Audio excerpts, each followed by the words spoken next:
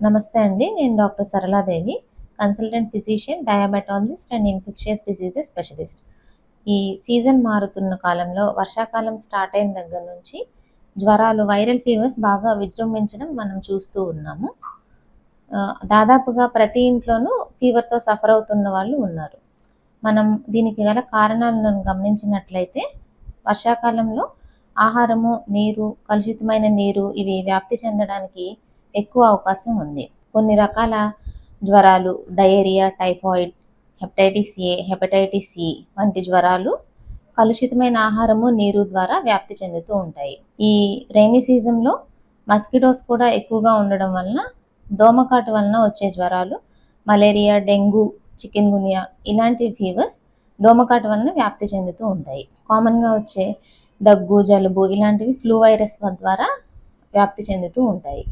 ఇంకొన్ని రకాల scrub typhus వంటి జ్వరాలు కొన్ని రకాల పురుగులు కుట్టడం వల్ల, తవిటి పురుగు ఇలాంటివి కుట్టడం వల్ల స్క్రబ్ టైఫస్ అనే వ్యాధి వస్తుంది. లక్షణాలను గమనించినట్లయితే వైరల్ ఫీవర్స్లో జ్వరం బాగా హై గ్రేడ్ ఉంటుంది. అంటే టెంపరేచర్ 102, 103 దాకా వెళ్ళే అవకాశం ఉంటుంది. దీంతో పాటు తీవ్రమైన తలనొప్పి, ఒళ్ళు నొప్పులు ఉంటాయి.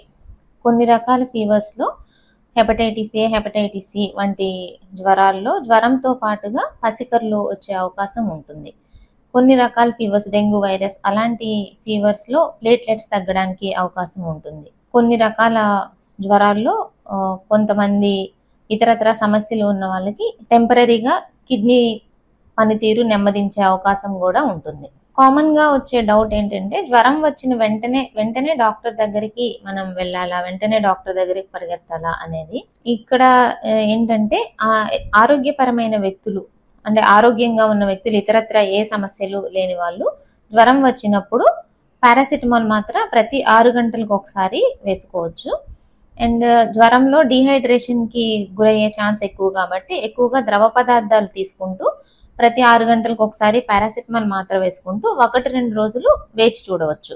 కొన్ని రకాల తీవ్రమైన జ్వర లక్షణాలు, సంకేతాలు ఉంటాయి.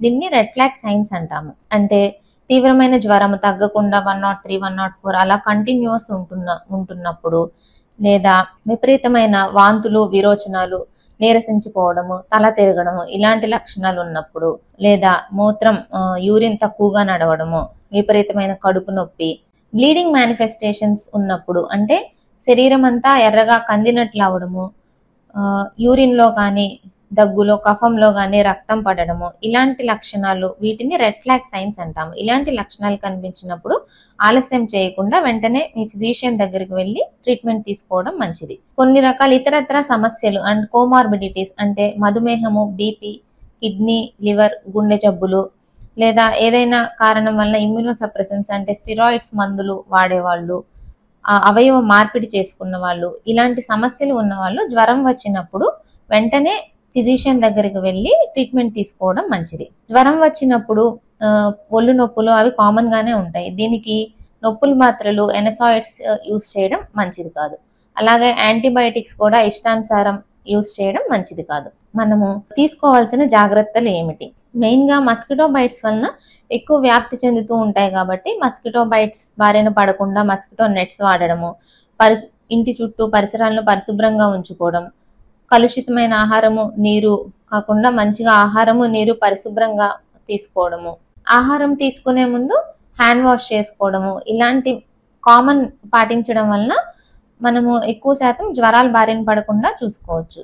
అలాగే జ్వరం వచ్చినప్పుడు వెంటనే ఇందాక చెప్పినట్లు మామూలుగా ఆరోగ్యపరమైన సమస్యలు ఏమీ లేని వాళ్ళు 1-2 రోజులు పారాసిటమాల్ మాత్ర అండ్ హైడ్రేషన్ చేసుకోవడం, అంటే ఎక్కువ ద్రవ పదార్థాలు తీసుకుంటూ 1-2 రోజులు వేచి చూడవచ్చు.